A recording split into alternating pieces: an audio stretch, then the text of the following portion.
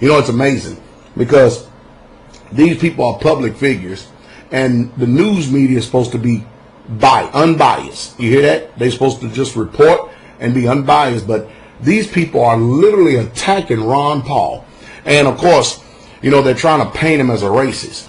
And for these people to continue to keep asking Ron Paul over and over and over and over again about newsletters. And notice, every single one of these so-called news media. See, now you have to understand something. News media is not mainstream no more. Independent news sources is now mainstream because we're not playing their lies. I'm not a racist. Matter of fact, Rosa Parks is one of my heroes. Martin Luther King is a hero because they practice the libertarian principle of civil disobedience, nonviolence. Libertarians are incapable of being a racist because racism is a collectivist idea. You see people in groups. A civil libertarian like myself see everybody as an important individual. It's not the color of their skin that is important, as Martin Luther King said. What is important is the character of the individual. You know what is really interesting, though, and this might be behind this, because I, as a Republican candidate, probably am getting the most number of black votes and black supporters, and now that has to be undermined. And I do this because I attack two wars that blacks are suffering from.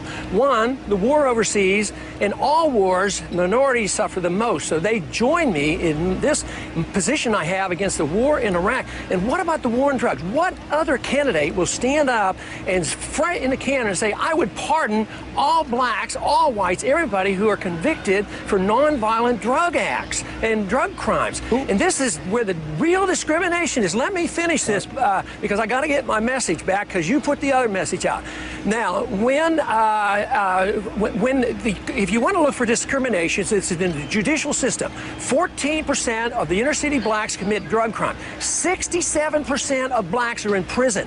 That's discrimination. That's the judicial code that I am attacking, and that is not racism. What I defend is the principle of libertarianism, where we never see people who belong to a group, and every individual is defended and protected because they're important in an individual, not because of their color of skin, but of their character. So I am the anti-racist because I am the only candidate, Republican or Democrat, who would protect the minority against these vicious drug laws. Now, the interesting thing about the smear campaign against Ron Paul is the best they could do is dig up something from 18 or 20 years ago written by someone else. Now, granted, if you're the head of anything, you're responsible for it. Plain and simple. I don't care whether you saw it or not. You're responsible for what's put out there. That said, what makes this most interesting is this, is his being charged with being a racist because of some comments made in the newsletter that he was over 18 or 20 years ago. I'm not dismissing that. I'm just saying it's interesting because Ron Paul's against the war on drugs, and as it stands now, blacks constitute about 14% of illegal drug users in the United States. But there's 65% of those incarcerated for nonviolent drug use. 14% of the users, 65% incarcerated for nonviolent drug use. That's a huge difference. That's beyond racism. That's way out of proportion. There may be reasons, there may be not, but the bottom line is those are the facts. And those are facts that Ron Paul's actually quoted as well. Now, under Ron Paul, what he would like to do is he'd like to end the war on drugs, first of all. What he would also like to do, the biggest part of this, is that he wants to pardon all nonviolent drug users. That overwhelming disproportionate percentage of black people who are incarcerated for nonviolent drug use be then released, which means black uncles, brothers, sisters, cousins, aunts would be released from jail or prison like that. Now, if you want to talk about something someone said under his management of a paper 20 years ago, that's fine. But to me, that totally annihilates any claims of racism. I would like to believe that if we have a freer society, it will take care of blacks and whites and everybody equally because we're all individuals. And to me, that is so important. But if we had equal justice under the law, I think it would be a big improvement. If we had probably a repeal of most of the federal laws on drugs and the unfairness on how blacks are treated with these drug laws, it would be a tremendous improvement. All right, my friends, welcome back to Anti-War Radio on Chaos Radio 95.9 in Austin, Texas.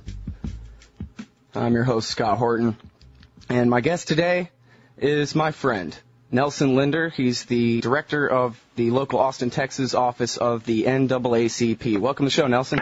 Hey, Scott, how you doing? Oh, I'm doing great. How are you, sir? Hey, man, I'm doing great, and it's fantastic to be here and be on your show. You know what? If it's okay with you, I'd like to go ahead and just real quick, just for a minute or two, if we can just get this out of the way, if I can get a quote of you on tape. I already know what you're going to say about Ron Paul. Here's a man who they have nothing on him. His middle name is Ernest. He's been married to his wife for 50 years. Was a milk boy when he was a little kid, track star, and they just got nothing on him. They got nothing. Except in the 1980s, some papers were written by a ghost writer, I know that you know, that said some pretty disparaging things about black folks, and it is still going around on the blogosphere. People will not just use their Google and do their research. They just take the first link they find, and these rumors are still going around that Dr. Ron Paul is some kind of racist. And I know that you know Dr. Paul, so I was just wondering if I could give you a chance to describe what you believe his character is. Well, sure. I met Ron Paul about 20 years ago on another station, and he was doing a presentation, and I called in and talked to him. I've also read his work. Let's face it, Ron Paul is a thinker. He's also a constitutionalist. He believes in the Constitution. And in America in 2007, where that document has been tossed around like a piece of paper, he's a very, very dangerous man. He's talking about real issues. He's very intelligent. He's very informed. And he's a free thinker. So that's going to invite attacks on him. So I like Ron Paul personally. I like what he's saying. I think he's sincere. I think he's correct in what he's saying. And I hope that more folks in the other parties develop the courage to join him and address the issues that I think will decide the fate of this country in the near future. But and you've met him, right? You've sat down and had dinner with Ron and stuff. Yeah.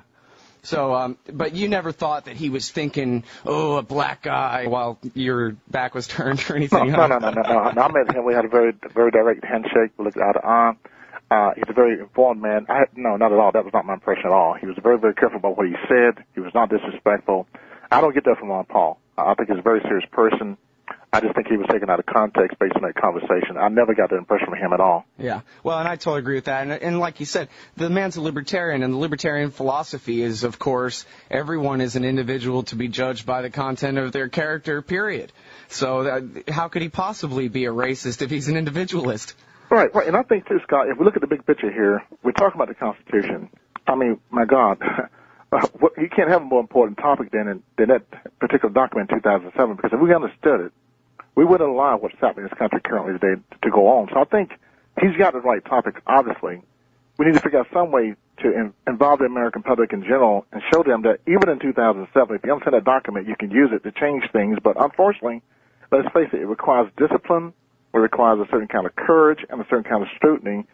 And nobody wants to be attacked for having a different point of view. So I think that's a challenge he faces in this time when we're looking at almost a certain kind of fascism in this country. Congressman Paul. A system designed to protect individual liberty will have no punishments for any group and no privileges. Today, I think inner city folks and minorities are punished unfairly in the war on drugs.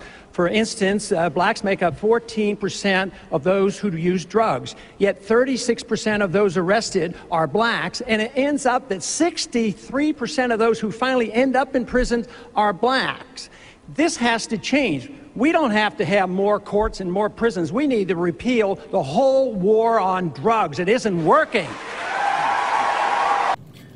Folks, I saw this interview on CNN.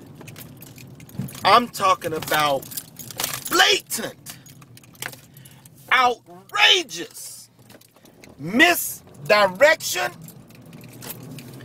I mean, they are running scared. So now what?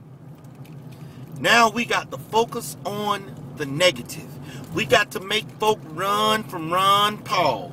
Front runner indeed. Folk, the man answered the question at least twice then. He said, I did not write the letters. I did not know what was in the letters. I have disavowed the letters. That happened 20 years ago. Why aren't we focusing on more important issues? So he finally just took the mic off and walked. And so when they switched back over, what did she say? Well, obviously, he does not want to answer that question, which was a lie. He did answer the question at least once. He was certainly irritated because you're damn right he was irritated. I would be too. You keep asking me the same damn question. Okay, you asked me, what about the letters? I told you. And then you asked me the same damn question at least 3 times, and I've already answered it. And then in her synopsis at the end of the interview, he obviously does not want to be asked about that question, and he certainly didn't want to answer it. If y'all can't see the media bias in that, I don't know what the hell is wrong with you. Ron Paul, keep on doing you, man. When they start coming with that nonsense, answer the question like you did, and then take the damn mic off and walk on out the door. We understand, we get it, and those of us that are out here boots on the ground, we're going to keep pushing.